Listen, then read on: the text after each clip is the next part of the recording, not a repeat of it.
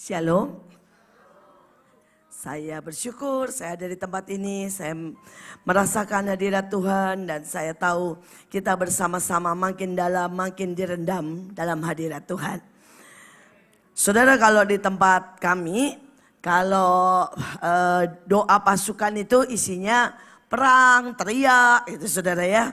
Jadi pada waktu saya datang di tempat ini dan sangat, istilah saya apa ya, shalom, sangat tenang. Saya sangat menikmati saudara, saya sangat menikmati.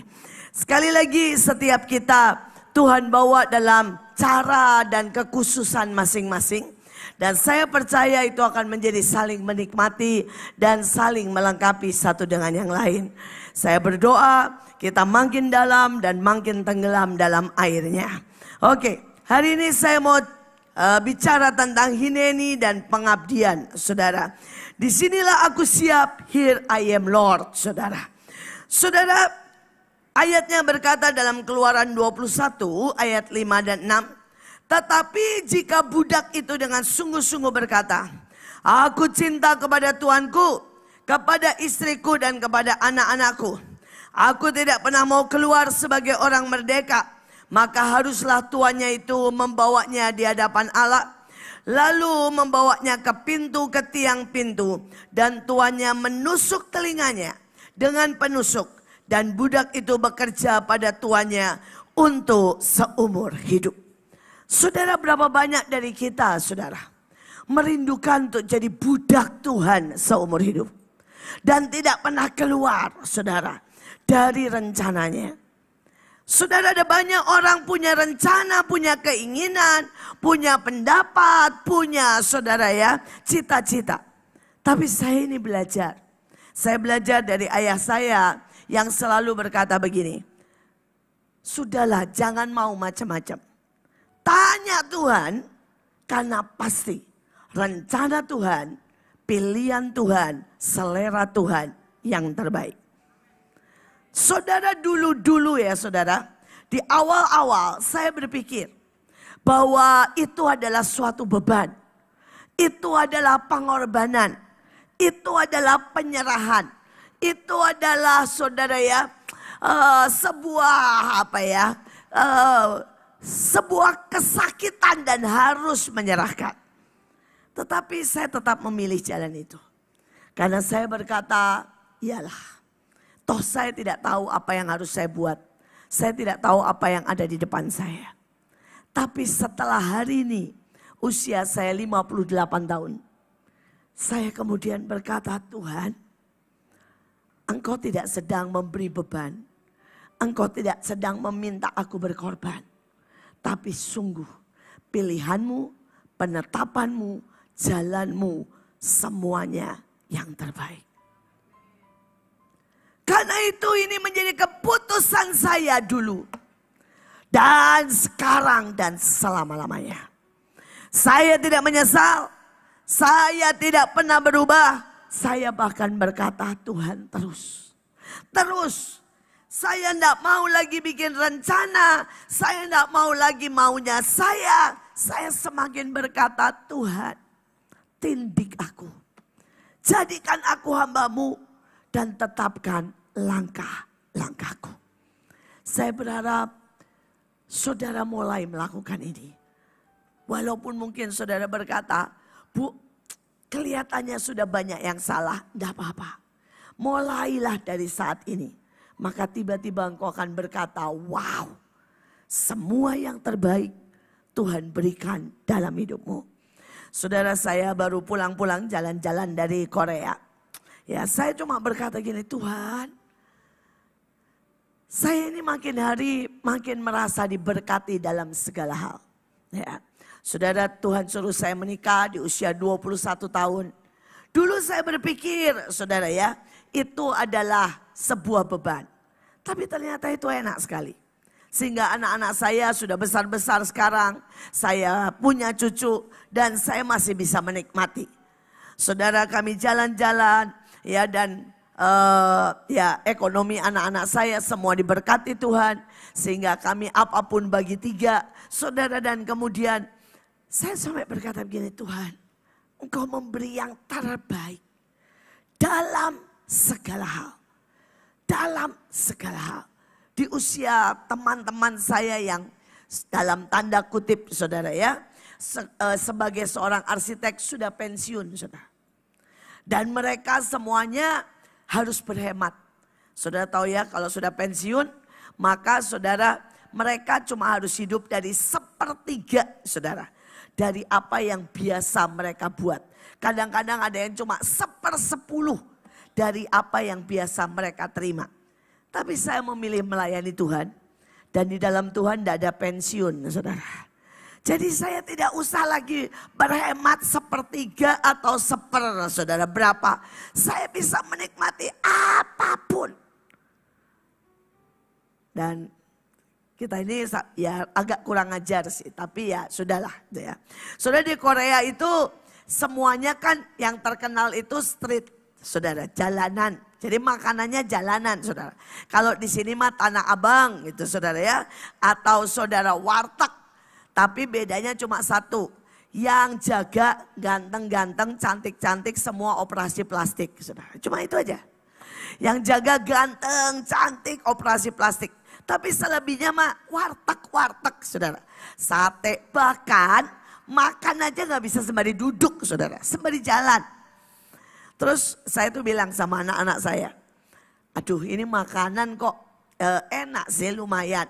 Tapi kita ini udah biasa makan duduk, makan dilayani, makan gak sembari jalan itu ya. Saya bilang begini, ada gak sih yang kualitasnya rada high gitu. Terus anak saya bilang, susah tau gak mah di Korea nyari yang begitu. Ya, kita udah bilang cari yang rada high. Ujungnya apa? Ya warteg saudara. Dagingnya model warteg, bahannya warteg saudara ya. Saudara kalau sudah pernah lihat film-film drakor benar-benar seperti itu. Rame begitu ya, asap semuanya, bakar-bakaran Korea. Maaf kata saudara, warteg banget saudara ya. Dan saya baru sadar betapa Tuhan angkat saya sangat jauh. Sampai saya sudah tidak biasa makan dengan, maaf kata sembari jalan, makan di pinggir jalan, kemudian dengan asap dan dengan segala keadaan itu. Dan kami cuma berkata, Tuhan terima kasih. Saya ini hamba-Mu. Ketika yang lain sedang pensiun, harus berhemat. Saya di Korea aja merasa semuanya sangat low, saudara. Artinya dagingnya kualitasnya sangat low, saudara ya. Jadi kalau di Korea, nanti kapan-kapan kalau saudara ke sana, saudara baru tahu. Kalau kita di Indonesia, kita tuh sangat diberkati, saudara. Kalau makan mie, menurut saya mie yang biasa kita cari, mie dagingnya yang banyak. Kalau perlu saudara ya, pakai babi kecap, pakai babi panggang, baru itu namanya mie mantap. Saudara kalau di Korea, satu mangkok besar mie, gak ada satu pun daging. Saudara. Sampai saya dibilang gini, ini gimana sih di sini? Mereka bilang, ya begini. Ya, saudara yang namanya bibimbap itu ya, saudara itu nasi, sayur semua saudara. Terus ujungnya di atasnya apa? Telur 1 biji. Itu nasi gorengnya saudara. Sedangkan kita kalau di Indonesia namanya nasi goreng kan maunya ya ayam, cumi, udang, kekian, telur. Sampai saya bilang begini, semua makanan Korea ya. Nanti makanan Korea ada yang saya lupa lah namanya apa, bihun itu saudara. Sama, ya itulah. Saudara kalau sudah tahu isinya apa, bihun sama sayur doang, betul kan? Sampai saya kira Tuhan, betapa kita itu sangat dimanja di Indonesia. Sampai anak-anak saya juga sama, saudara. Kami semua penggemar daging. Jadi lihat itu semua geleng-geleng kepala. Terus kami pesan begini, no, daging. Terus mereka bilang gini, daging di sini cuma 1 aja cukup. Jadi kalau mereka itu daging cuma 1, dipotong kecil-kecil. Yang lain mereka maunya yaitu mie atau bibimbap atau apa begitu saudara. Dan kami bilang no. Semuanya enggak yang begitu. Kami mau daging dan mereka melotot.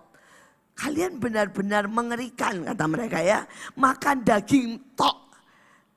Dan saya bilang, dan muahalnya saudara 3 kali lipat. Saya cuma mau berkata gini, bersyukurlah di Indonesia saudara. Bersyukur sungguh. Di sini tuh makan murah, daging banyak saudara ya. Saudara kita dilayani, di sana nggak dilayanin saudara.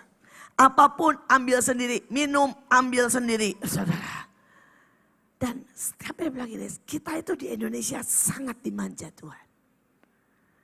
Karena apa? Banyak orang berdoa. Pada waktu kita banyak berdoa, percayalah, kelimpahan, berkat, kenikmatan itu terus ditambahkan di hadirat Tuhan. Saya berdoa setiap kita akan terus mendengar suara Tuhan. Mengikuti apa yang Tuhan mau. Maka saudara akan berkata, itu adalah terbaik. Tidak ada tempat lain yang lebih baik selain ada di hadiratnya. Mengikuti Tuhan seumur hidup kita. Nah, kita mau belajar dari saudara ya, dari Obed-Edom. Menurut saya dia seorang yang punya hineni dan pengabdian luar biasa. Kita tahu ceritanya, hari itu Daud membawa tabut Allah dan karena pakai cara yang salah, Usa disambar, bam, mati. Saudara Daud marah. Daud bilang sama Tuhan nih, kalau boleh bilang ngomong gini, Tuhan jangan galak-galak lah. Masa sih cuma salah bawa, kepegang, mati. Ayatnya berkata, 2 Samuel 6 ayat 10. Daud tidak mau memindahkan tabut Tuhan itu ke tempatnya ke kota Daud. Tapi Daud menyimpang dan membawanya ke rumah Obed-Edom, orang Gad itu. Hari ini, maukah kita melakukan yang orang lain tidak mau? Banyak gereja kaya, saudara. Tapi belum tentu mereka mau berdoa dan menyembah seperti saudara. Banyak saudara. Gereja yang uangnya mungkin miliar. Tapi mereka tidak mau ke NTT. Dan buat KKR yang tidak menguntungkan siapapun. Saudara ada banyak orang yang sangat diberkati. Tapi mereka tidak mau untuk melayani orang miskin. Melayani mungkin manula. Melayani untuk turun di jalan-jalan. Dan hari ini sebuah pertanyaan. Apakah saudara mau melakukan yang orang lain tidak mau? Saya bangga. Saudara mau ke air terjun yang orang lain tidak mau. Saya bangga. Saudara mau pakai talit yang orang lain tidak mau. Ya. Mungkin beberapa bilang buat apa sih pakai talit? Saudara, talit sebenarnya dipakai pada waktu kita masuk lebih dalam. Pada waktu kita ada di hadirat Tuhan. Untuk menutupi kepala kita. Saudara, apa artinya? Kita berkata tidak ada dari kita. Tidak ada emosi, kehendak, pikiran kita. All is your Lord. Semua dari Engkau, untuk Engkau, bagi Engkau. Dan saya berdoa, jangan berhenti. Mari lakukan yang orang lain tidak mau. Terlalu banyak orang lain yang tidak mau ke penjara. Tidak mau saudara membuka rumahnya untuk orang yang AIDS. Tahukah saudara bahwa ada 7 juta orang AIDS di seluruh Indonesia kurang lebih. Dan mereka membutuhkan pertolongan. Tahukah saudara, di Jakarta saja ada 1 juta saudara. Ya, para waria, pecandu narkoba, dan semua yang seperti itu. Preman. Apakah saudara mau untuk membuka pintu untuk mereka? Kita teruskan. Saudara, 3 bulan lamanya tabut Tuhan itu tinggal di rumah Obed-Edom, orang Gad itu. Dan Tuhan memberkati Obed-Edom dan seisi rumahnya. Kalau saudara pelajari dari Talmud dan sebagainya, Obed-Edom itu enggak kaya, saudara. Saudara, dan dulu rumahnya kecil, dan saudara ceritanya seluruh rumahnya dijebol. Jadi ruang tamu sama dia dijebol, dengan ruang makan, dengan ruang keluarga dijadikan tempat tabut. Sedangkan mereka sekeluarga tinggal di belakang. Saudara tinggal cuma di tempat tidur anak-anak dan Obed-Edom. Sedangkan seluruh yang terbaik, ruang tamu, ruang makan, ruang keluarga, dijebol, dijadikan tempat tabut Allah. Saudara, ceritanya tidak sampai di situ. Anak-anaknya semua disuruh jadi WL dan penyembah. Saudara, jadi mereka gantian, gak pernah berhenti, saudara. Pagi, siang, sore, pagi, siang, sore, mereka menaikkan pujian. Dan tidak ada siapa-siapa hari itu. Saudara, tidak ada para imam, tidak ada para pemusik. Maka yang melakukan itu cuma Obed-Edom sekeluarga.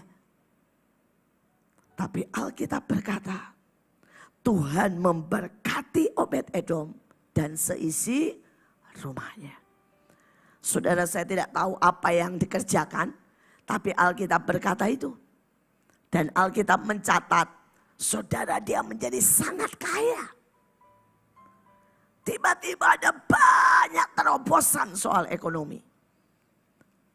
Dan hari ini, coba kita renungkan. Apakah kita sudah memberi yang terbaik buat Tuhan? Apakah kita beri jam waktu kita untuk nyembah Tuhan? Ya, saya tuh bangga dengan gereja ini. Saudara, ada doa pagi, doa pasukan. Dan saya berkata jangan berhenti.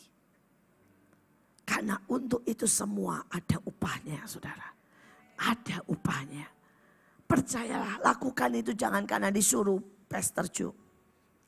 Tapi karena saudara berkata, saudara mau seperti Obed-Edom. Yang memberikan yang terbaik. Pada waktu itu kurang lebih 25 tahun yang lalu saya membuka rumah saya. Untuk saudara pertama kalinya rumah singgah. Dan hari itu saya tidak punya full timer. Maka full timer pertama itu 2 anak saya, saudara. Stephen dan Joshua. Kami melayani anak-anak itu. Mainan mereka yang dipakai oleh anak-anak saya. Oleh anak-anak itu. Beberapa kali anak-anak saya bilang, Ma, mainannya dicuri. Mainannya hilang, mainannya rusak. Dan saya bilang, Nak, itu cuma korban sedikit. Rumah kami jadi bau, saudara. Kalau sudah selesai mereka tuh ya, saya gosok tembok, gosok lantai. Karena kalau tidak bau, saudara, rumah kami. Belum lagi, saudara. Semua barang-barang itu dicuri. Mulai dari sandal, garpu, sendok, sampai anduk, sampai keset, hilang semuanya, saudara. Tapi hari-hari itu, setiap kali saya cuma bilang, Tuhan, ini korban kecil. Saya percaya Engkau melihat cinta kami buat mereka yang paling hina dan paling kecil. Saya mau bilang ya, hari ini Tuhan balas itu 1000 kali ganda. Saya berkata, saya bilang sama anak saya Joshua ya, Jos, dulu waktu kamu kecil, mainanmu gak seberapa dan kamu persembahkan buat anak-anak pemulung itu main. Kamu sekarang lihat anakmu. Dia bilang, iya mah. Anak saya itu gak tahu, saya gak pernah beli mainan. Mainan itu sangat berlimpah. Saudara, mainan cucu saya itu ya. Aduh saudara. Ketika mereka berusia belum juga 1 tahun. Saudara, mereka sudah punya sepeda itu 4, saudara. Ya, sepeda ini, sepeda itu. Ketika mereka umur 1 tahun, sudah ada yang ngasih skuter dan mobil yang tinggal ditancap itu udah jalan sendiri. Saudara, belum lagi yang model terusutan, rumah plastik. Wah, saudara, udah saya enggak tahu lah. Saya cuma melihat begini, Tuhan, Engkau mengembalikan benar-benar berlipat kali ganda. Hari ini apapun yang saudara bisa beri, berikan yang terbaik buat Tuhan. Dia Tuhan yang tidak pernah berutang. Dia Tuhan yang akan membalas pada waktunya. Kita lanjutkan. Saudara, sebab itu Daud tidak mau memindahkan tabut itu ke tempatnya, ke kota Daud. Tetapi Daud menyimpang dan membawanya ke rumah Obed-Edom orang Gad itu. Saudara, seharusnya dia bisa ganti nama, saudara. Karena namanya itu mengerikan, saudara. Ya, saudara, yang pertama Obed-Edom itu hamba Edom atau Esau. Jadi orang ini keturunan Esau. Keturunan Edom. Edom itu merah, nafsu.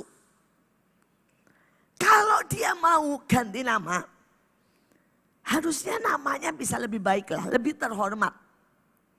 Coba ya saudara bayangkan, di mereka Esau itu golongan nomor 2. Tidak dianggap.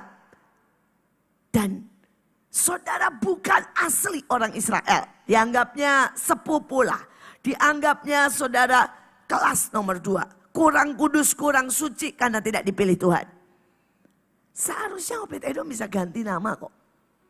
Sehingga namanya gak kayak begini, saudara. Sudah begitu, saudara, dia bukan dari Lewi. Dia ini suku Gad.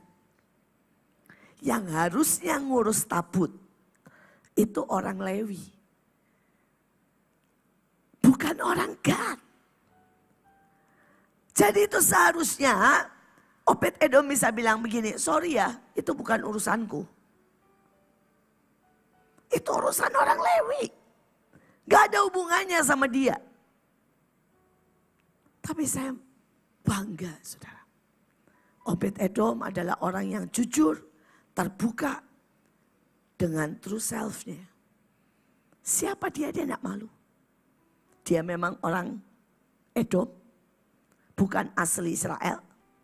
Dia juga orang Gad, bukan orang Lewi. Tapi dia berkata, aku menangkap kesempatan. Berapa banyak dari kita bisa jadi orang yang menangkap kesempatan? Saya selalu bilang sama banyak orang, saudara, saya ini orang keempat yang Tuhan sodori pelayanan seperti pelayanan Mahanaim. Orang pertama yang dipilih Tuhan adalah ayah saya. Ketika Tuhan bilang, jadilah orang yang melayani orang miskin, pemulung, orang jalanan, pelacur. Ayah saya bilang, enggak Tuhan, aku enggak sanggup. Saudara, dan ada 3 lagi yang ditawarkan. Saya tahu semua orangnya. Dan mereka semua bilang enggak. Pelayanan orang miskin cuma ngabisin duit. Bikin masalah. Selalu merepotkan. Tapi saya bersyukur saya menjawab ya, saudara. Ketika yang lain berkata enggak, saya menjawab ya. Dan hari ini saya enggak pernah tambah miskin. Karena saya melayani orang miskin.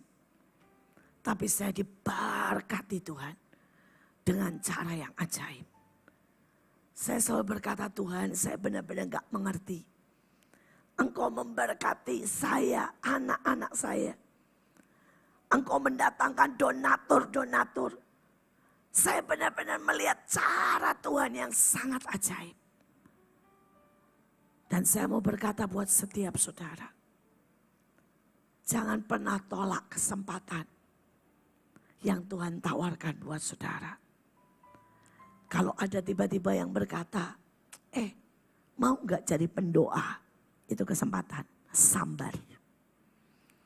Kalau ada yang ditawarkan, mau gak saudara kunjungi orang rumah demi rumah? Itu kesempatan.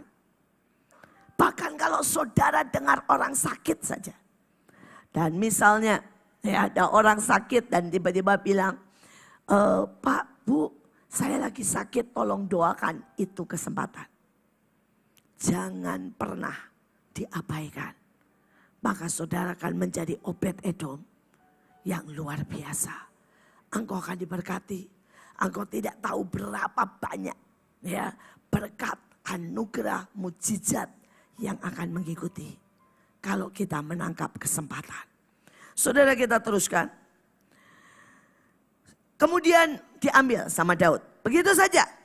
Ya, ketika Daud melihat Obed-Edom diberkati, maka diambillah. Tetapi apa reaksinya? Juga Obed-Edom dan saudara sepuaknya 68 orang menjadi penunggu pintu gerbang. Saudara, kok bisa sakit hati ya? Sudah dulunya nggak mau, sekarang dirawat. Begitu saudara diberkati, diambil, dan Obed-Edom tidak dilibatkan. Sama sekali. Saudara, Obed-Edom sama sekali tidak boleh mendekat lagi ke tabut. Saudara, kalau saudara mengalami itu, apakah saudara bisa untuk tidak sakit hati? Tapi yang ajaib dari Obed-Edom, dia tahu diri. Dia bukan Lewi. Dia tahu diri bahwa dia tidak boleh mendekat. Dan dia cuma jadi penunggu pintu gerbang di luar. Tapi kalau saudara baca di Alkitab, semua anaknya diberkati. Tuhan bilang mereka menjadi orang yang luar biasa. Mereka jadi orang yang gagah perkasa. Mereka jadi orang yang berdiri di hadapan Tuhan. Mereka jadi orang kaya raya. Karena mereka bereaksi benar. Berapa banyak dari kita bereaksi salah? Sakit hati, marah, kecewa. Mungkin kita berkata, saya sudah buat banyak buat gereja. Tapi gereja melukai saya. Mari hari ini bersikap seperti Obed-Edom. Dengan berkata, Tuhan, aku lakukan tidak pernah buat manusia. Aku lakukan buat Engkau. Di mana ada kekosongan, kita berfungsi. Yang di hadapan Tuhan dilihat, sekali lagi, bukan kursi, tapi fungsi. Apakah saudara hari ini berfungsi? Orang bisa aja kursinya bilang pejabat, ketua, tapi tidak kerja di hadapan Tuhan. Tapi ada orang yang tidak pernah ada kursinya. Tapi dia pendoa dan dia mendatangkan hadirat Tuhan yang luar biasa. Ingat, saudara, jadilah Obed-Edom yang melakukan apa yang orang tidak mau. Apa yang terlihat sepele, bahkan kelihatannya paling kecil. Dia bukan orang utama, tetapi dia menjadi seorang penyembah. Dia bukan bintang, tapi dia seorang yang panggilannya melengkapi. Sudah baca di sini, Sakaria, Asiel, Semirafot, semuanya anaknya harus memainkan gambus yang tinggi nadanya. Sedangkan Matika, Eliezer, Obed-Edom harus memainkan kecapi yang 8 nada lebih rendah tingkatnya untuk mengiringi nyanyian. Saudara, dia benar-benar seorang penyembah. Seluruh keluarga. Tidak ada satupun yang tidak dididik untuk menjadi penyembah. Saya bersyukur karena ayah saya mendidik saya sekeluarga. Ayah saya punya 3 anak asli. Saya, Pak Daniel, Pak Samuel. Kemudian dia punya anak angkat lagi, Pak Petrus Agung dan Pak Petrus Hadi. Saudara, dan kami semua dilatih jadi penyembah. Setiap hari kalau kumpul isinya doa, nyembah, saudara ya. Dan saya berkata, sampai hari ini saya bersyukur. Itu membuat kami berdiri dan jadi kuat. Kemudian saya latih anak-anak saya. Dan anak-anak saya menjadi pendoa, penyembah. Saya latih cucu saya. Dari usia 6 hari. Saudara, sudah kami bawa nari. Kami bawa ada di hadirat Tuhan. Dan saya mau berkata, itu adalah panggilan yang ajaib. Untuk selalu ada di hadirat Tuhan. Dan kalau hari ini saudara kumpul. Untuk selalu ada di hadirat Tuhan. Bawa anak cucu saudara. Kenapa? Itu sumber kekuatan. Itu sumber berkat. Itu sumber keajaiban. Itu sumber masa depan. Itu sumber segala-galanya. Saudara, dan terakhir. Saudara lihat. Ya, yang terakhir. 1 Tawari 26:4-8. Obed Edom mempunyai anak-anak. Sebab Allah telah memberkati dia. Bagi Semaya, terus bla bla bla, saudara ya. Mereka memegang pemerintahan di antara puak mereka. Sebab mereka itu adalah pahlawan-pahlawan yang gagah perkasa. Anak-anak Semaya serta saudaranya, orang-orang gagah perkasa. Mereka sekalian adalah dari keturunan Obed Edom. Yakni mereka sendiri, anak-anak mereka, saudara mereka. Masing-masing orang yang gagah perkasa. Cakap untuk pekerjaan itu. Saudara, bayangkan itu terus ditampilkan, saudara. Saya berkata, mendidik dirinya seluruh keluarga. Semua keterampilan, attitude yang dibutuhkan. Untuk terus melayani dari generasi ke generasi. Saya pada waktu itu saya ketemu sama Pak Alek, saudara ya. Pak Alek Abraham. Saya ketemu biasa aja. Dia bilang, saya kenalkan diri, saya anaknya Pak Yusak. Saudara, dia nangis. Terus dia bilang begini, saya masih ingat dan tidak bisa lupa. Bilang sama papamu, dia punya yang banyak hamba Tuhan tidak punya. Dia melayani dari generasi ke generasi. Dia bilang, kami hamba-hamba Tuhan walaupun mungkin mengkritik atau ngomong apapun. Di hati kecil kami iri. Bagaimana mungkin kalian bisa melayani 3 generasi dalam sebuah ibadah bersama-sama. Saudara, kalau sudah tahu di Bahtera dari dulu engkong ya atau papa saya melayani, saya khotbah, cucu-cucunya. Ada anak saya, Stephen, Joshua, Bevis, AL. Kami semua khotbah. Kami semua melayani, kami semua mendoakan orang. Ini Pak Alek loh saudara. Pak Alek yang punya gereja besar. Dia nangis berkaca-kaca. Dia bilang, orang mau ngomong apapun tentang kalian. Orang mau menjelekkan. Bilang papamu. Itu adalah kebahagiaan yang dirindukan semua orang. Bisa melayani dari generasi ke generasi. Dan hari ini tidak berhenti sampai generasi anak saya. Bahkan cucu saya, cucunya Pak Agung, saudara cucunya Pak Daniel. Kami semua melayani. Setiap kali kami melayani di acara Bahtera bersama-sama. 4 generasi. Karena masih ada Bu Nani kan. Saudara, jadi 4 generasi melayani. Saya cuma bisa teringat dengan kata-kata. Saudara, dan yang ngomong seperti itu bukan cuma saudara Pak Alek. Saya ketemu lagi dengan seorang hamba Tuhan senior. Saudara, dan dia berkata yang sama.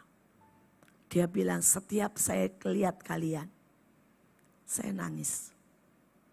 Dan dia bilang papamu, sebuah kebahagiaan. Karena tidak banyak hamba Tuhan yang melayani seluruh keluarga dari generasi ke generasi. Saudara, bahkan Daud kita tahu anaknya saling membunuh, betul? Bahkan Musa, saudara, anaknya tidak melayani. Tapi Obed-Edom, seluruh keluarganya melayani. Hari ini saya mau berkata buat setiap kita, mari ajak anak-anakmu menyembah, mengenal Tuhan dari generasi ke generasi. Karena itu berkat terbesar. Didik mereka di hadirat Tuhan. Didik mereka untuk mengutamakan Tuhan. Didik mereka untuk takut akan Tuhan. Mari kita berdoa. Tuhan, hamba-Mu selesai berbicara. Tapi hamba berdoa biar ini menjadi berkat buat setiap kami. Biar kami dan seluruh keluarga kami memilih ada di hadirat-Mu. Biar kami dan seluruh keluarga kami memilih melayani Engkau. Biar kami dan seluruh keluarga kami menangkap kesempatan. Sehingga kami tahu hidup di dalam-Mu dijamin, dipegang erat, dibawa dan menyelesaikan semuanya dengan sangat indah. Hamba berdoa buat gereja di tempat ini. Jangan biarkan mereka berhenti Tuhan. Tapi biarkan mereka lebih dalam dan lebih dalam. Biarkan mereka terus dan terus ada di hadirat-Mu. Menjadi penyembah-penyembah. Menjadi orang yang Engkau hormati. Terima kasih Bapa. Di dalam nama Bapa, Putra dan Roh Kudus kami berdoa. Amin.